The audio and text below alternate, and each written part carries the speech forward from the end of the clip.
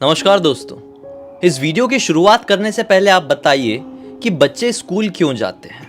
पढ़ाई करने के लिए, ज्ञान प्राप्त करने के लिए, शांत दिमाग से कुछ सीखने के लिए।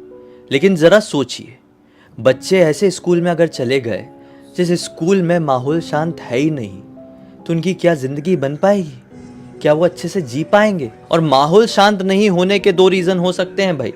एक तो ये कि स्कूल में अच्छे से पढ़ाई नहीं होती है, लड़ाई चल रही है, धक्का मुक्की चल रही है, हल्ला गुल्ला चल रहा है, या तो फिर भूत प्रेत की एक्टिविटीज लगातार घट रही है। बस इन दो ही कंडीशंस में कहीं के माहौल शांत नहीं हो सकते हैं। तो भाई, पटना के एक स्कूल में ऐसे ही कुछ अजीबोगरीब चीजें होती थी। दरअसल काफी साल से ये हो रहा था वहां पे। उस स्कूल में ना 4 फ्लोर थे। 4 फ्लोर के बाद ऊपर टेरेस था। तो चौथे फ्लोर में बिल्कुल लास्ट वाला एक कमरा था, जिस कमरे से ना अक्सर दौड़ने की, चीखने की, चिल्लाने की आवाजें सुनाई देती थी। अब ये वहां पर क्यों होता था, इसका कारण तो अभी के टाइम पे किसी को पता नहीं, क्योंकि ये स्कूल बहुत पुराना है। लेकिन इन सारी एक्टिविटीज की वजह से उस कमरे में ताला लगा दिया गया था। एक तरीके से उस कमरे को स्टोर रूम बना दिया गया था। और इस स्टोर रूम की चाबी केवल और केवल स्कूल के जो सबसे बड़े लेवल के प्यून हैं उनके पास होती। कोई चीज़ की साफ सफाई होती, कोई बेंच वेंच टूट जाती, तो उठाकर वही बड़े वाले प्यून अपनी चाबी से उस ताले को खोलते और अंदर फटाक से उस चीज़ को डाल देते और तुरंत ताला लॉक करके बाहर। लेकिन जब वो ताला लॉक करके बाहर आते थे तो लगातार हनुमान चालीसा पढ़ते थे उस दरवाजे के सामने खड़े होकर हाथ जोड़ के, और पूरी हनुमान चालीसा कंप्लीट करते थे और वहां से हटते थे। अब जरा आप ये सोचिए, क्या ये कहीं से भी नॉर्मल लगेगा? आप जिस स्कूल या कॉलेज में पढ़ाई कर रहे हैं उसका एक दरवाज़ा कंटिन्यूअसली बंद है, हमेशा आपको बंद ही दिखता है। लेकिन आप क्या देखते हैं कि कोई एक आदमी आता है, कभी कभी उस दरवाजे को खोलता है, हड़बड़ी में उस कमरे के अंदर अपना काम करता है, बाहर निकलता है, हाथ जोड़ के हनुमान चालीसा पढ़ता है और डरे डरे वहां से हटता है। तो आपको ये चीज़ थोड़ी एबनॉर्मल सी नहीं लगेगी?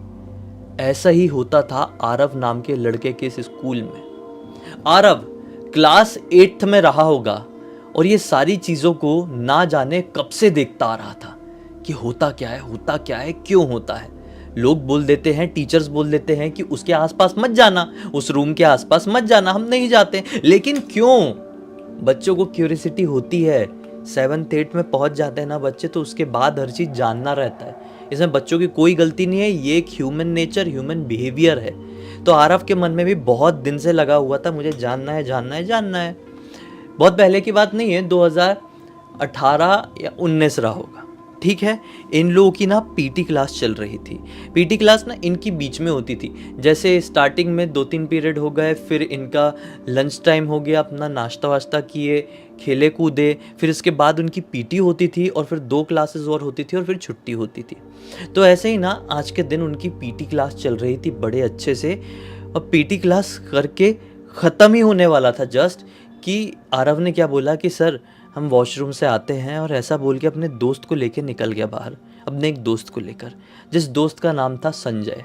संजय और आरव वॉशरूम कर रहे हैं और वापस से अपने उस पीटी रूम की तरफ लौट ही रहे थे कि आरव उसको रोकता है और कहता है कि भाई आज अच्छा मौका है, पीटी वाले सर भी लास्ट का टाइम बचा है उनके पीरियड का, तो ज़्यादा ध्यान नहीं देंगे। अपन एक काम करें क्या, ऊपर चल देख के आए क्या वो 4th फ्लोर के उस रूम में है क्या? तो संजय भी कहता है यार आइडिया तो बढ़िया है, बहुत टाइम से मैं भी सोच रहा था कि उसके बारे में पता किया जाए, लेकिन हिम्मत नहीं हो पा रही थी क्योंकि अकेला था। आज तू भी मिल गया है, दोनों मिलके चलते हैं। बोले चल चल चल, किसी को पता नहीं चलेगा, अभी सब अंदर है, सबकी क्लासेस चल रही है। वो दोनों दबे पांव 4th फ्लोर में पहुंच गए। 4th फ्लोर में एक ही क्लास चलती थी। हालांकि पूरे फ्लोर में ढेर सारे रूम्स थे, लेकिन एक रूम तो कंटिन्यूसली बंद है जिसमें जाने की इनकी तैयारी है। बाकी के रूम्स में अलग अलग चीज़ें हैं। बिल्कुल आखिरी वाला एक रूम था जहाँ पे क्लास चलती थी बड़े बच्चों की, क्लास 11th या 12th के बच्चों की क्लासेस चलती थी, एकदम दूसरे कॉर्नर में। ये लोग सीढ़ियों से चढ़े हैं, 4th फ्लोर में आए हैं और उस कमरे की तरफ बढ़ गए। उस कमरे की तरफ जाके देखते तो क्या पाते हैं कि उसके पास से बहुत गंदी स्मेल आ रही है। रेगुलरली ये बच्चे ऊपर नहीं आते थे क्योंकि छोटे क्लास के बच्चों को ऊपर आना अलाउड ही नहीं था। जो बच्चे ऊपर पढ़ते हैं, जिनका क्लासरूम ऊपर है, वही आते हैं। जी हाँ, जैसे ये लोग उस रूम के सामने पहुँचे, उस ताले की तरफ देखते हैं तो क्या पाते हैं, उस ताले में ना लाल रंग का जो हम हाथ में कलावा पहनते हैं ना, धागा रक्षा सूत्र पहनते हैं, वो बंधा हुआ है। उसके साथ ना उसके ऊपर कुछ पीपल के पत्ते भी ऐसे लिपटे हुए हैं।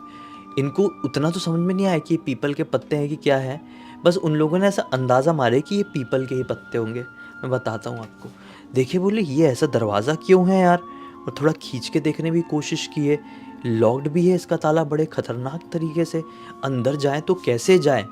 तुरंत आरव कहता है कि संजय जल्दी दिमाग लगा, वरना हम नहीं जा पाएंगे, हमारा प्लान चौपट हो जाएगा और फिर पता चल गया ना टीचर को तो स्पेशल हमारे ऊपर नज़र रखी जाएगी कि हम लोग इस रूम के सामने वापस से तो नहीं आ जाते हैं।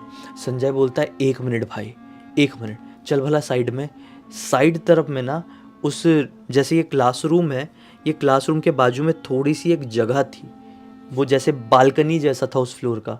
वो लोग उस तरफ जाते और वहाँ पर एक खिड़की थी, जो खिड़की इसी क्लासरूम की थी। इस खिड़की के ज़रिए क्लासरूम के अंदर जाया जा सकता था।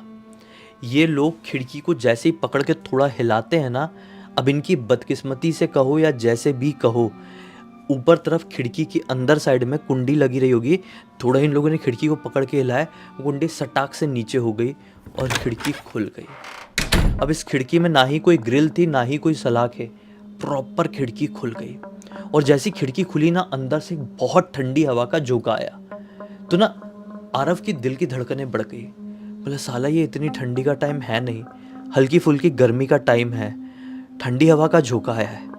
मैंने बचपन में अपनी दादी से सुना हुआ हूँ कि जहाँ पर भूत प्रेत और आत्माएं होती है वहाँ का माहौल बहुत ठंडा रहता है, मैं नहीं जाता।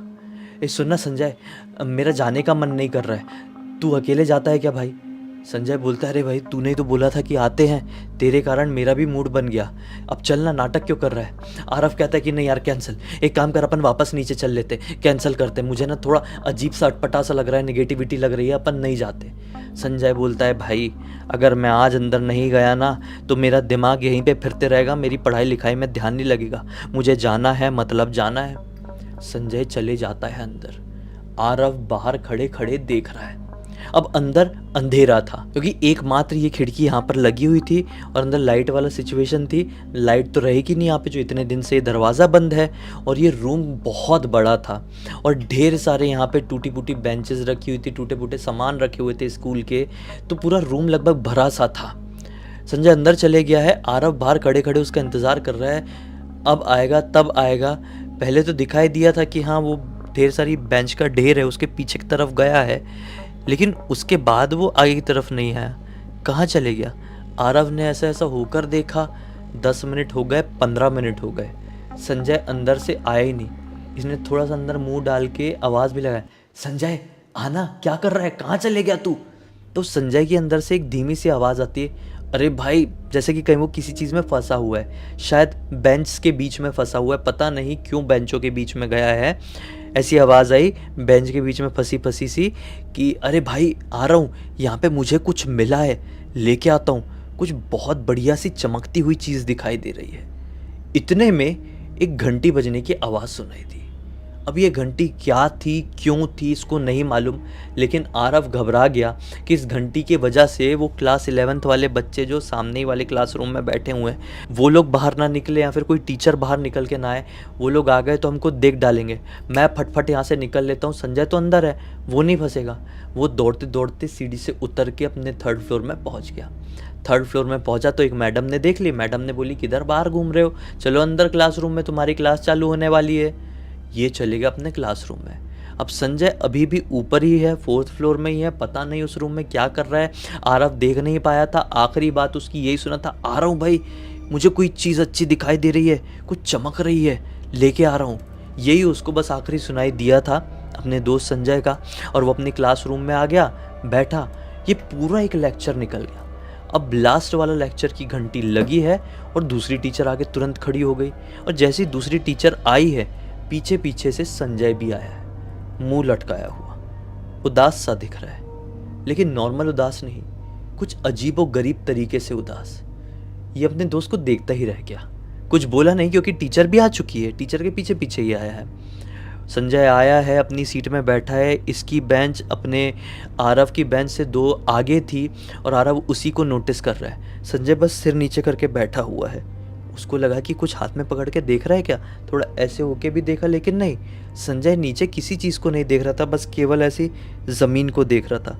मैडम उधर बोर्ड में पढ़ा रही है, बच्चे ज़्यादा हैं तो मैडम भी एक एक बच्चों में क्या ध्यान देगी, वो ऐसे ही बैठा हुआ है।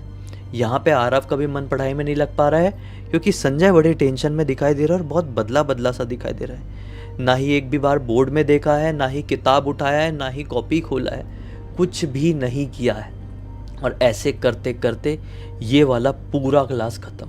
जैसे ये क्लास ख़त्म हुआ, वो उठा, अपना बैग उठाया और घर चले गया। ये देखता ही रह गया, डरा भी हुआ है, क्योंकि बच्चा है ना, कुछ हो तो नहीं गया उसको। अगर उसको कुछ हो गया होगा तो मेरे ऊपर भी नाम आएगा। इसी चक्कर में आरव उस समय तो शांत रह गया। लेकिन आरव जब अपने घर पर पहुंचा तो उसको बड़ा पछतावा सा हुआ कि यार, मेरा दोस्त मेरे ही बोलने की वजह से उस क्लासरूम में गया था, और फिर इतनी देर बाद, लगभग आधे घंटे बाद वो उस क्लासरूम से लौटा, और मैंने एक बार पूछा भी नहीं उससे कि क्या हो गया, तू ऐसा बदला बदला सा क्यों लग रहा है, इतना मायूस क्यों लग रहा है, तुझे किसी ने कुछ बोला, किसी ने मारा? मैंने एक बार भी उससे कुछ नहीं पूछा। मुझे पूछ लेना चाहिए। वो अपने पापा का मोबाइल मांगता है और फ़ोन करता है उसके घर पे। उसकी मम्मी फ़ोन उठाएगी, ऑब्वियसली 8th क्लास में पढ़ने वाले बच्चों को रेयरली मोबाइल पर्सनल मिलता है, तो इन लोगों को नहीं मिला था। उसकी मम्मी ने फ़ोन उठाया, उसकी मम्मी बड़ी परेशान सी लग रही थी। बोला कि आंटी, संजय से बात करा दो ना। उसकी मम्मी बहुत परेशान परेशान क्या बोलती है, बेटा पता नहीं संजय को क्या हुआ है, तुम एक बार घर पे आ सकते हो क्या? इसने बोला हाँ आंटी आता हूँ बोल के फ़ोन तो काट दिया। लेकिन अब फिर से डर लगा हुआ है कि साला मेरा नाम तो नहीं फंस गया होगा, संजय को कुछ हो गया है, किसी ने पीट पूट दिया है, या फिर कुछ उसको दिख गया है, अब मैं भी फंस जाऊँगा, मेरे कारण वो गया हुआ था। लेकिन फिर भी आरव इतना तो था कि चले गया वहाँ पे कि खा लूँगा डांट यार। अब अपने दोस्त के घर पहुँचा तो क्या पाया है कि घर का नज़ारा पूरी तरीके से बिगड़ा हुआ है। घर की चीज़ें, महंगे महंगे गमले टूटे पड़े हुए हैं, और कुछ दीवार में खून के धब्बे दिखाई दे रहे हैं। ये डरा डरा अंदर गया। आंटी आंटी, संजय संजय, कहाँ पर हो आप लोग? कोई दिखाई क्यों नहीं दे रहा है आंटी? अब संजय का घर ना थोड़ा सा बड़ा था। ये आवाज़ लगाते लगाते जैसे ही आखिरी वाले कमरे में पहुंचा है, क्या देखता है कि आंटी जी तो ज़मीन में बेहोश पड़ी हुई है और संजय लगातार एक दीवार में अपना सिर पीट रहा है और उसका खून आया हुआ है। उसके दीवार में लिटरली वो पूरा छप गया है और बहुत ज़ोर ज़ोर से मार रहा है। ये डर गया और ये समझ भी गया कि सीन क्या हो गया है, कितनी बड़ी प्रॉब्लम हो गई है। और ये जो प्रॉब्लम हुई है ना, ये साला उसी क्लासरूम की वजह से हुई है। भागा है, कुछ नहीं बोला वहाँ पे, कैसे बोल लेगा, क्योंकि अपना भी डरना। उस समय तो इसको ऐसा लगा कि आंटी जी तो निपट ली है, उसके दोस्त ने अपनी माँ को ख़त्म कर दिया, उसको ऐसा लगा ये मेरे को भी ख़त्म कर देगा, इसलिए ये भागा अपने घर पे। भाग के अपने मम्मी पापा दोनों को पूरी बात बता दिया। उसके मम्मी पापा तुरंत ही अपनी गाड़ी में सवार होके संजय के घर पहुँचे हैं। संजय के घर पहुँचे तो क्या देखे, संजय ज़मीन में पड़ा पड़ा ऐसा काँप रहा है, आँखें आँखें पलटा के, हाँ, और पूरा तहस नहस है इसका घर, और मम्मी बेहोश पड़ी हुई है। सबसे पहले तो संजय की मम्मी को पानी वानी डाल के जैसे तैसे करके होश में लाया गया और रोना शुरू करी। बोले अरे बहन जी, आप रोना बाद में, पहले आप इसके पापा का नंबर दीजिए। उसके पापा को फ़ोन लगाए, उसके पापा आए हैं, को अस्पताल में लेकर गए हैं, लेकिन अस्पताल वाले क्या खाक कुछ ठीक कर पाएंगे। यहाँ पे आरव के घर वालों को तो पता चल गया था, आरव ने सब कुछ बता दिया था, लेकिन संजय के घर वालों को कुछ नहीं मालूम कि इसके साथ ऐसा क्यों हो रहा है। आरव के घर वाले समझ गए थे। डॉक्टर से थोड़ा चल रहा था इलाज, ट्रीटमेंट का, 2-3 घंटे पास हुए होंगे। फिर फाइनली इसके पापा ने बोल दिए, मतलब संजय के पापा को, आरव के पापा ने बोल दिए कि ऐसा ऐसा बच्चों ने नादानी में स्कूल में किए हुए थे, हमको नहीं लगता कि डॉक्टर से कुछ आराम मिलेगा। आप ठीक है, दवाई वगैरह ले लीजिए और इसको आज रात में एडमिट मत कराइए, इसको आज रात में अपन पहचान के एक तांत्रिक बाबा है उनके पास ले चलते हैं। संजय के पापा बोलते अगर ऐसा है तो आप सही कह रहे हैं, तांत्रिक बाबा के पास ले चलते हैं। अब तांत्रिक बाबा के पास ले जाने का इनका सही डिसीजन था या गलत, वो आप खुद से डिसाइड करना और कमेंट सेक्शन में मुझे ज़रूर बताना कि इनको ले जाना चाहिए था या फिर नहीं, इनको अस्पताल में ही रहने देना चाहिए था, कि क्या करना चाहिए था, वो कमेंट सेक्शन में आप बताना, ठीक है। ये उस समय उसको लेकर तांत्रिक बाबा के घर पर पहुंच गए। तांत्रिक बाबा ने झाड़ फूँक किए हैं, इसका काँपना, वाइब्रेट होना, आंखें पलटाना तो नॉर्मल हो गया। वो एकदम शांत सा हो गया। तांत्रिक बाबा ने बोले भभूति का पुड़िया देके कि एक पुड़िया दिन में एक पुड़िया रात में ऐसा ऐसा खिलाना है। उसको पुड़िया खिला रहे हैं, आरा पूरी तरीके से शांत है, खाना वाना खा नहीं रहा है एकदम, मतलब पूरा अंदर से ना ऐसा उसको देख के लग रहा है कि ये बच्चा ख़त्म हो चुका है। उसको देख के ऐसा लग रहा है। ठीक 4 दिन बाद संजय की मृत्यु हो जाती है। बस उनकी पूरे परिवार उजड़ गया, कुछ नहीं बचा उनकी ज़िंदगी में। क्या है, अच्छा खासा लड़का था, बच्चा था, पढ़ाई करने स्कूल जाता था, ये क्या नादानी कर दिया उसने कि बस देखना है, क्यूरियोसिटी है, जानना है। क्यों जानना है? सबसे बड़ा क्वेश्चन ये है, क्यों आपको उस चीज़ को देखना है, क्यों आपको उस चीज़ को एक्सपीरियंस करना है। मैं लाखों बार समझाता हूँ कि हम जैसे लोगों के वीडियोस को अपनी मोबाइल स्क्रीन, टीवी स्क्रीन तक ही सीमित रखें, तो फिर क्यों रियल लाइफ में उतारने की कोशिश करते हैं और अंजाम क्या होता है? या तो मृत्यु, या तो दिमागी संतुलन खो जाता है, या तो पूरा परिवार बर्बाद हो जाता है। इस पूरी घटना की जानकारी मुझे किसी और ने नहीं, आरव ने ही लिख कर भेजा। और आरव ये भी बोलता है कि आज भी मैं अपने आप को एक पॉइंट ऑफ व्यू से दोषी मानता हूँ कि काश उस समय जैसा मैंने अपना मन बना लिया था कि मैं अंदर नहीं जाऊँगा, मैं भी अपने दोस्त संजय को खींच के लेके आ गया होता कि नहीं तू भी नहीं जाएगा, नहीं तो मैडम को बता दूंगा। बस यही करना बाकी था, ये कर दिया होता तो आज उसका दोस्त जिंदा होता। लेकिन कहते हैं ना, जो होनी होती है वो ज़िंदगी में होके ही रहती है, कोई नहीं टाल सकता।